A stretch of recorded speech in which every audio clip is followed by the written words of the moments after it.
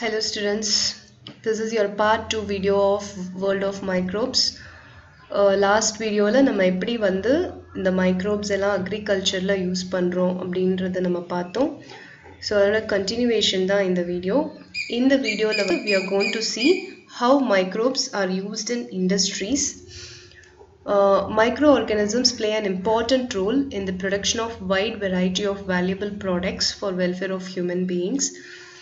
First one on the production of fermented beverages. Beverages like wine are produced by fermentation of grapefruits by Saccharomyces cerevisiae. Saccharomyces cerevisiae அப்படின்ற fungi use பண்ணி grape juice வந்து நம்ம ferment பண்ணா நமக்கு wine கிடைக்குது. Next வந்து curing of coffee beans, tea leaves and tobacco leaves. Beans of coffee and cocoa, leaves of tea and tobacco are fermented by bacteria Bacillus megaterium. This gives the special aroma. So in the coffee, cocoa, அப்புறமா வந்து tea leaves, tobacco leaves இதெல்லாத்தையும் வந்து ferment பண்றதுக்கு we use a bacteria named Bacillus megaterium. இதனால ஒரு special aroma நமக்கு கிடைக்குது. Next, production of curd. We all know in curd lactobacillus species of bacteria is involved, and production of organic acids, enzymes and vitamins. Certain acids called oxalic acid, acetic acid and citric acid are produced by fungus as Aspergillus niger. The same way, enzymes like lipases, invertase, proteases and glucose oxidase are derived from microbes. Yeasts are rich source of vitamin B complex. So நிறைய acids and enzymes, vitamins இதெல்லாமே நம்ம microorganismsல இருந்து நம்ம எடுக்கிறோம். அதுக்கு example தான் பார்த்தோம் Aspergillus niger. So இதெல்லாமே industrial use of microbes.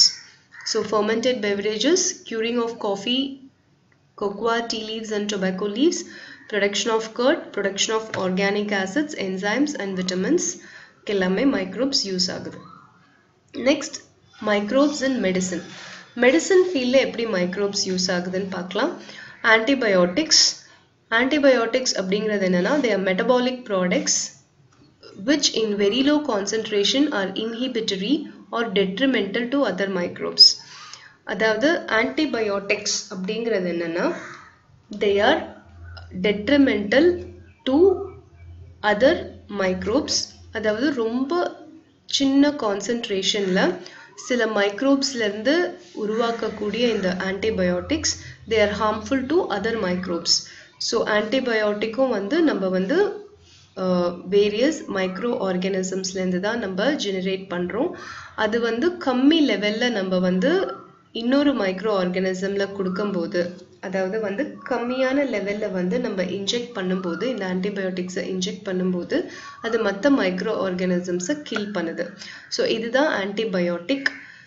Alexander Fleming அப்படின்ற சயின்டிஸ்ட் வந்து ஃபர்ஸ்ட் ஆன்டிபயோட்டிக் கால் பெனிசிலினை 1929ல he discovered. In human beings, antibiotics are used to control infectious diseases like cholera, diphtheria, pneumonia and typhoid. So in the first antibiotic penicillin அப்படின்றது என்னன்னா ஃபங்கைல இருந்து தயாரிக்கிற ஒரு antibiotic. இந்த ஃபங்கை பெனிசிலின்ன்ற ஃபங்கஸ் வந்து என்ன பண்ணுதுன்னா பாக்டீரியல் இன்ஃபெக்ஷன்ஸை கில் பண்ணுது. ஸோ ஒரு மைக்ரோ ஆர்கானிசம்ல இருந்து தயாரிக்கிற இந்த antibiotic they kill other micro organisms. இதுதான் ஆன்டிபயோட்டிக். ஹியூமன்ல வந்து டைஃபாய்ட், காலரா, நியூமோனியா, டிப்தீரியா இதெல்லாமே வந்து இந்த டிசீசஸை கியூர் பண்றதுக்கு இதெல்லாமே பாக்டீரியல் டிசீசஸ். இந்த bacterial diseases எல்லாம் cure பண்றதுக்கு we are using antibiotics. So antibiotics என்னென்ன இருக்குன்னு பார்த்தீங்கன்னா பாக்டீரியால இருந்து ப்ரொடியூஸ் பண்ற ஆன்டிபயோட்டிக் வந்து Streptomyces griseus. ஆன்டிபயோட்டிக் நேம் வந்து Streptomycin. Next Streptomyces erythromycin antibiotic produce பண்றோம். Bacillus subtilis bacitracin antibiotic produce பண்றோம். நெக்ஸ்ட் ஃபங்கைலேருந்து 2 ஆன்டிபயோட்டிக் ப்ரொடியூஸ் பண்ணுறோம். முன்னாடியே சொன்ன மாதிரி பெனிசிலியம் நோட்டேட்டம் அப்படின்ற ஃபங்கைலேருந்து பெனிசிலின் ஆன்டிபயோட்டிக் ப்ரொடியூஸ் பண்ணுறோம்.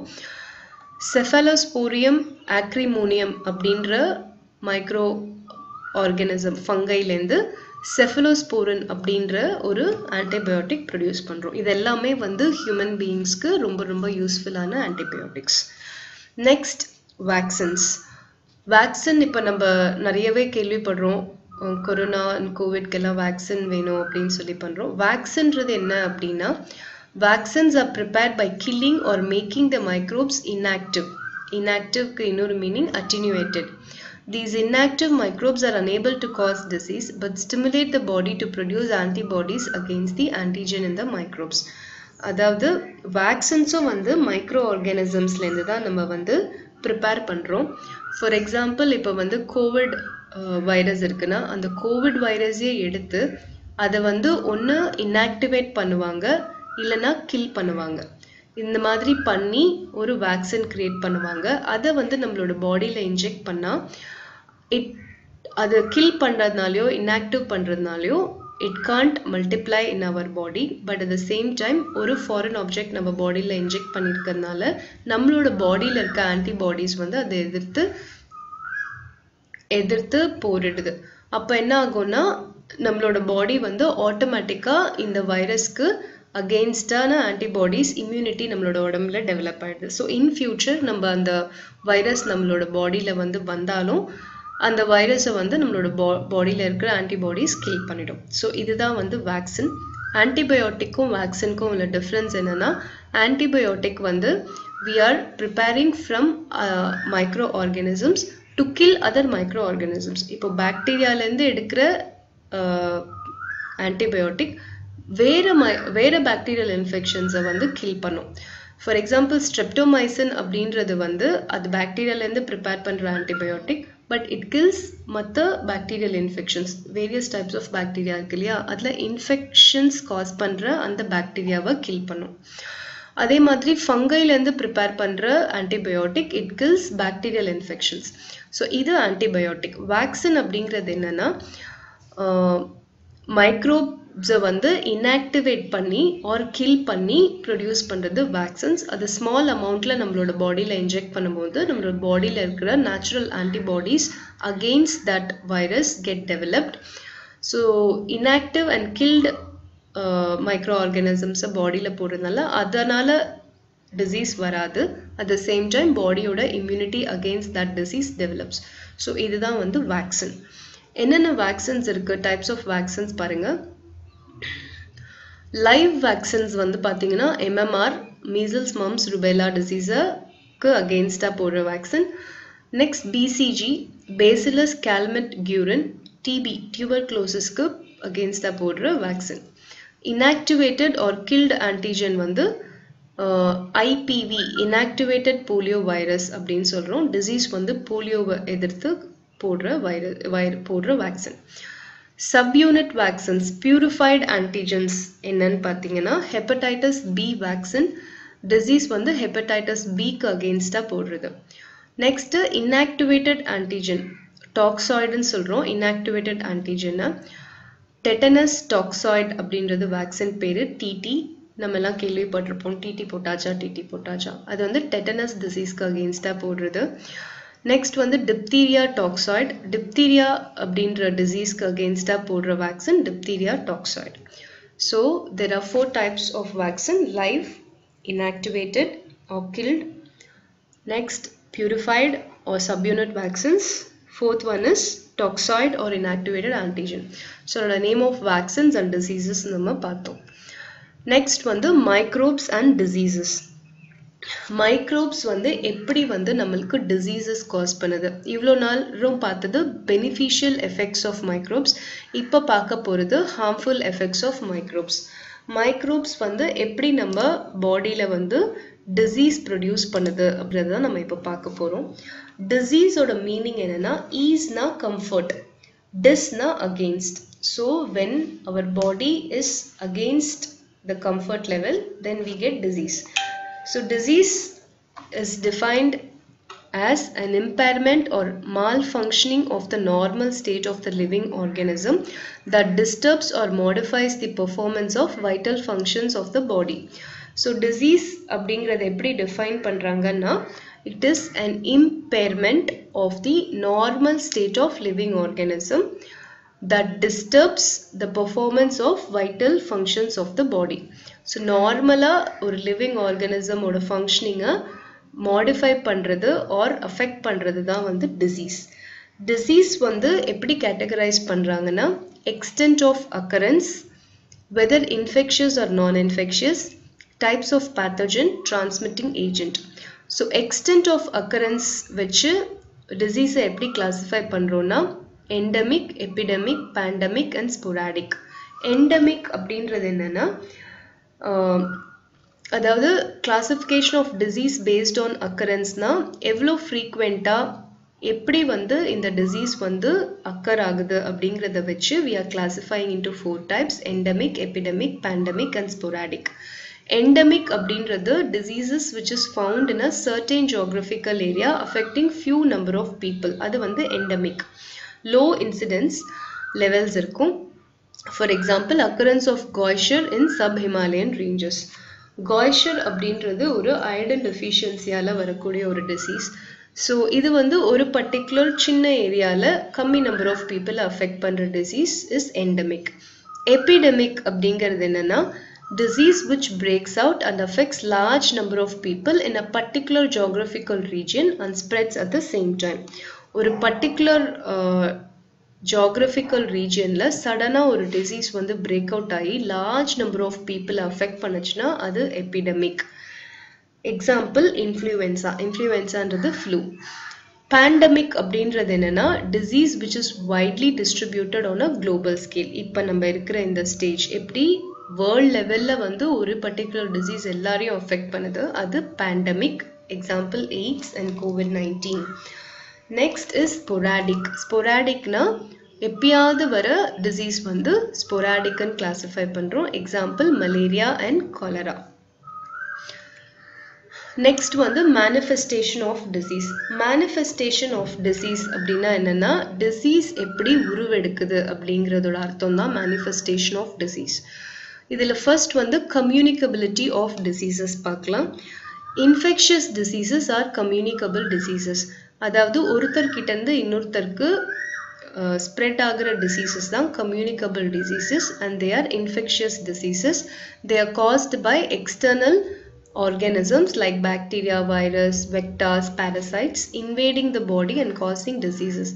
Example பாத்தீங்கன்னா influenza, TB, chickenpox, cholera, pneumonia, malaria இது எல்லாமே various microorganisms வந்து நம்மளோட பாடியை invade பண்றதுனால வர diseases. These are infections or infectious diseases and are communicable diseases. Communicableனா ஒருத்தர்கிட்ட இருந்து மற்றவங்களுக்கு spread ஆகுறது.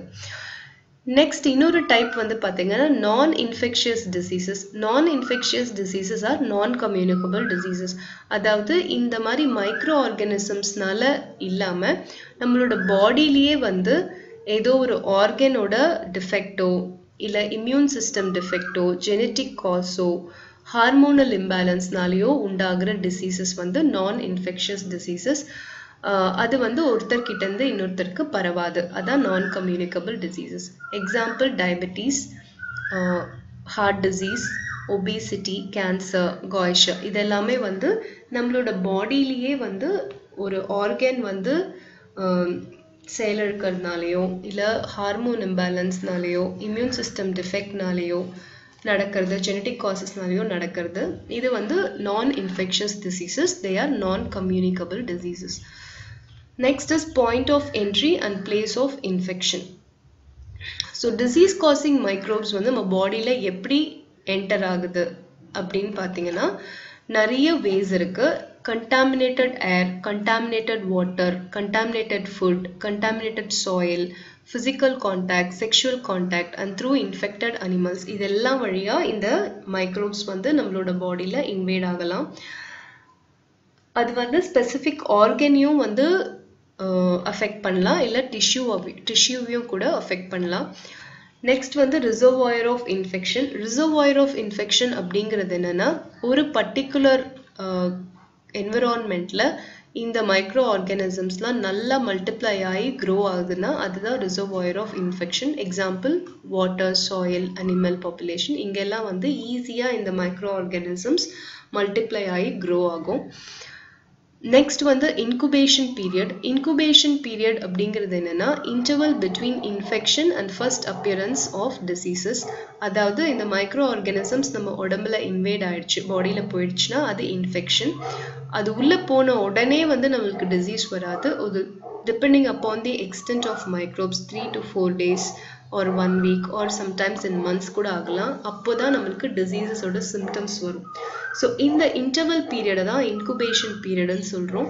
Interval between infection and first appearance of diseases is incubation. It may vary from few hours to several days.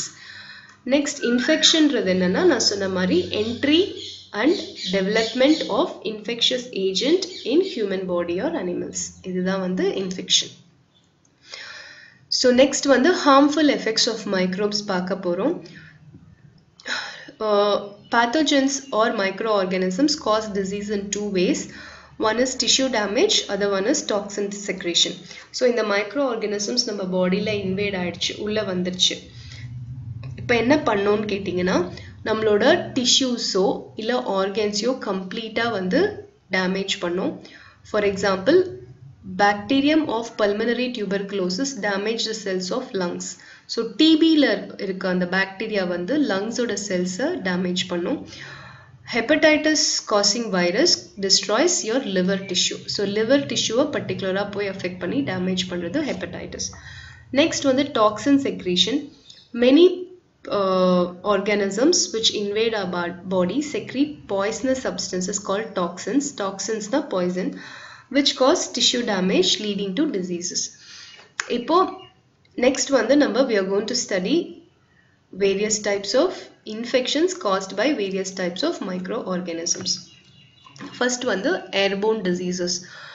Airborne பேர்லயே இருக்கு, air வழியா spread ஆகிற disease தான் airborne diseases. Airborne diseases வந்து பார்த்தீங்கன்னா நம்ம ஹியூமன்ஸ் வந்து நார்மலாகவே வந்து ஏரை வந்து இன்ஹேல் பண்ணிட்டு இருப்போம். It's a continuous process. So அதனால ஏரில் ப்ரெசென்ட் ஆகிருக்கிற மைக்ரோ ஆர்கானிசம்ஸ் கண்டிப்பாக நம்மளோட பாடியில் என்டர் ஆகிறதுக்கு நிறைய சான்சஸ் இருக்குது.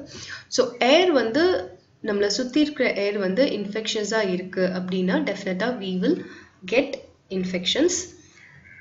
ஸோ அது மட்டும் இல்லாமல் நிறைய பேர் ஸ்னீஸ் பண்ணுறதுனால, காஃப் பண்ணுறதுனால அந்த ட்ராப்லெட்ஸ் எல்லாமே வந்து ஏரில் இன்ஃபெக்டட் ட்ராப்லெட்ஸ் ஏரில் வந்து இருக்குது, ப்ரெசென்ட் ஆகிருக்கு. அதை நம்ம இன்ஹேல் பண்ணும்போது டெஃபினட்டாக நம்மளும் அந்த டிசீஸை கான்ட்ராக்ட் பண்ணுறோம். ஸோ ஏர்போர்ன் டிசீசஸ் வந்து நார்மலாக பாக்டீரியா அண்ட் வைரஸஸ் தான் காஸ் பண்ணுது. அதனோட டேபிள் தான் இங்கே கொடுத்துருக்காங்க. Common cold, it is caused by rhinovirus. Mode of transmission droplet infection. அந்த ட்ராப்லெட்ஸ் வந்து ஏரில் இருக்குது, அதை நம்ம இன்ஹேல் பண்ணும்போது we get that common cold disease. Upper respiratory ட்ராக்டை இன்ஃபெக்ட் பண்ணுது. அப்பர் ரெஸ்பிரேட்டரி ட்ராக்ட்னா என்னென்னா லங்ஸ்க்கு மேலே இருக்கிறது, நம்மளோட அந்த ட்ரக்கியா, நாஸ்ட்ரல்ஸ், இதெல்லாமே வந்து your upper respiratory tract. Fever, cough, running nose, sneezing and headache இதெல்லாமே இருக்கும். Next influenza caused by myxovirus. Droplet infection is the mode of transmission. Tissue or organ affected respiratory tract தான். Fever, body pain, cough, sore throat, nasal discharge, respiratory congestion. Upper respiratory tract லங்ஸ்க்கு மேலே இருக்கிற நம்ம மூச்சு இழுக்கக்கூடிய அந்த பகுதி upper respiratory tract. Respiratory tractனா inclusive of lungs. So influenza வந்தால் நம்மளுக்கு மூச்சு விடவும் கஷ்டமாக இருக்குது. ஸோ அதனால் அது லங்ஸையும் அஃபெக்ட் பண்ணுது. Next measles. Rubella virus cause பண்ணுது. Droplet infection, droplet nuclei and direct contact with infected person respiratory ட்ராக்டை இன்ஃபெக்ட் பண்ணுது. Eruption of small red spots or rashes in skin, cough, sneezing, redness of eye, pneumonia, bronchitis.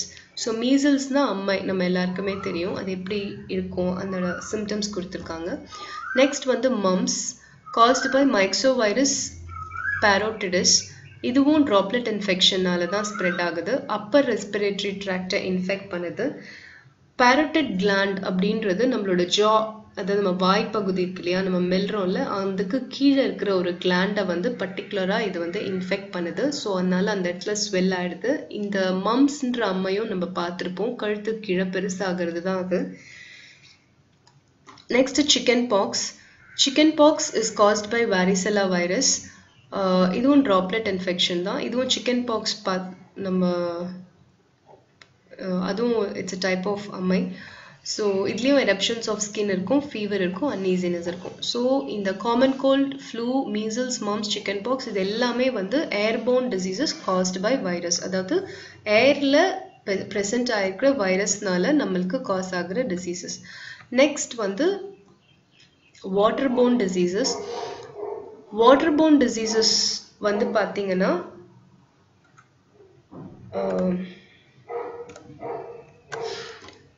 microbes present in the contaminated water cause various infectious disease. அதாவது waterborne னா waterல present ஆயிருக்கிற microbesனால நம்மளுக்கு disease வந்தா அது waterborne diseases.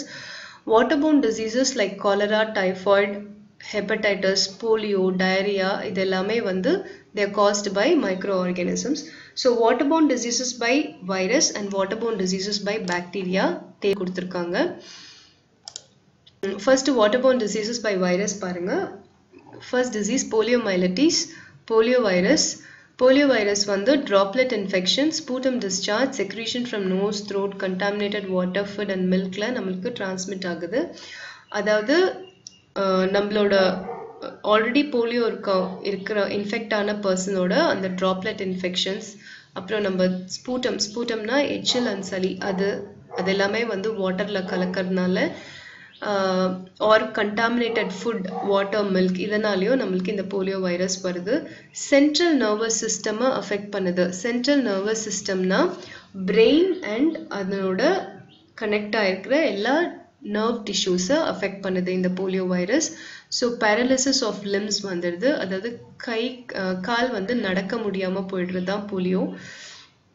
இதுக்கு vaccine இருக்கு, Salk's vaccine or oral polio vaccine கொடுத்தா இதை நம்ம தவிர்க்கலாம்.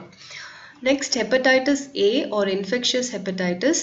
ஹெப்படைட்டிஸ் ஏ வைரஸ் காஸ் பண்ணுது. Contaminated water, food and oral ரூட்ல இது நம்மளுக்கு வருது. Inflammation of liver. Hepatitis species எல்லாமே வந்து லிவரை இன்ஃபெக்ட் பண்ணுது. நாசியா, அனரெக்ஷியானா லாஸ் ஆஃப் அப்படைட், அதாவது பசி இன்மை தான் அனரெக்ஷியா. அக்யூட் ஃபீவர், ஜாண்டிஸ் வருது. அப்புறம் இது எப்படி ப்ரிவென்ட் பண்ணலாம்னா கண்டாமினேட்டட் ஃபுட் சாப்பிடக்கூடாது, பாயில்டு க்ளீன் வாட்டரை குடிக்கணும், பர்சனல் ஹைஜீன் மெயின்டைன் பண்ணணும்.